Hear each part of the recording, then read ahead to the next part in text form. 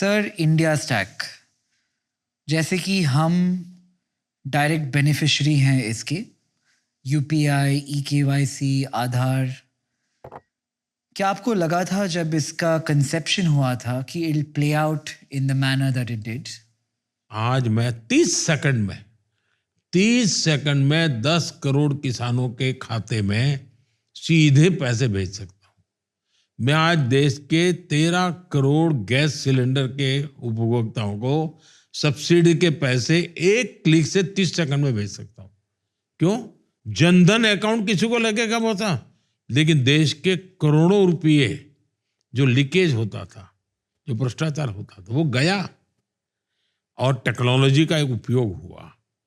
अब यूपीआई आप देखिए, पूरी दुनिया के लिए अजूबा है जी। दुनिया के मेहमान आते हैं तो पूछते हैं कि भाई यूपीआई कैसे काम करे। मैं उनको कहता हूं जरा वो किसी वेंडर के यहाँ हो आओ भाई। फिनटेक की दुनिया में और टेक्नोलॉजी को डेमोक्रेटाइज कैसे किया जाता है, दुनिया के सामने भारत ने एक उदाहरण पेश किया है। आज देश के नौजवानों के जेब में एक मोबाइल फोन हो, उसे किसी चीज की जरूरत नहीं है। और मेरे देश के नौजवान याद रखेंगे कभी न कभी कि भाई एक ऐसी सरकार आई थी जो पूरी दुनिया मेरे जेब में थी, मेरे मोबाइल में थी। टेक्नोलॉजी ड्रिवन सेंचुरी है। देश ने सेपरेट इनोवेशन के लिए कमीशन बनाया है। मैंने इनोवेशन के लिए अलग फंड निकाला है। नौजवान रिस्क ले, उसको लगना चाहिए भाई भले मैं फैल जाऊंगा तो भी कोई, मैं भूखा नहीं मरूंगा, कोई है मेरी चिंता करेगा। मैं एक बार गया था ताइवान। तो मेरा स्वभाव एक स्टूडेंट का है। मेरे भीतर कोई चीज एक है क्वालिटी, तो मैं कह सकता हूँ विद्यार्थी मेरे अंदर जिंदा है। तो मैं वहाँ सब नेताओं से मिला मैं वहाँ, और मैं इतना प्रसन्न था कि जितने भी इनके लीडर थे, अगर ट्रांसपोर्ट का मिनिस्टर था तो उसने दुनिया की बेस्ट यूनिवर्सिटी में ट्रांसपोर्ट में पीएचडी किया हुआ था। यानी जिस विषय का वो मिनिस्टर था, उस विषय का वो टॉप मोस्ट यूनिवर्सिटी का वो पीएचडी किया हुआ व्यक्ति था।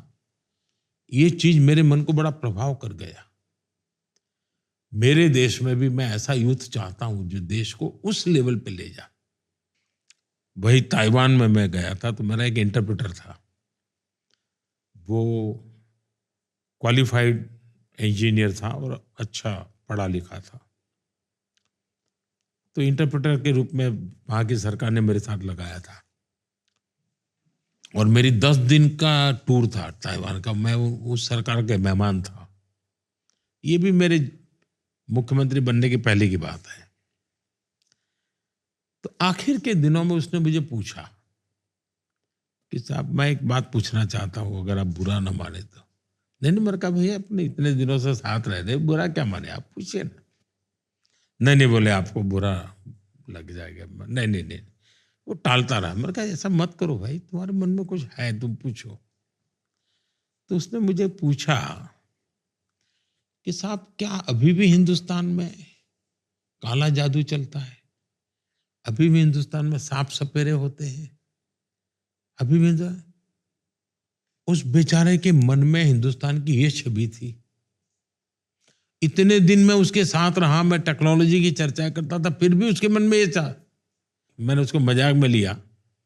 मैंने कहा देखिए भाई, अब तो हमारे पूर्वज तो सांप वाप के साथ खेल खेलते थे, हम लोग नहीं खेल पाते, हम अब माउस के साथ खेलते हैं। और मैंने कहा मेरे देश का हर बच्चा माउस खेलता है। मैंने कहा मेरे देश की ताकत उस माउस में है। वो सांप सपेरे वाला हिंदुस्तान अलग था।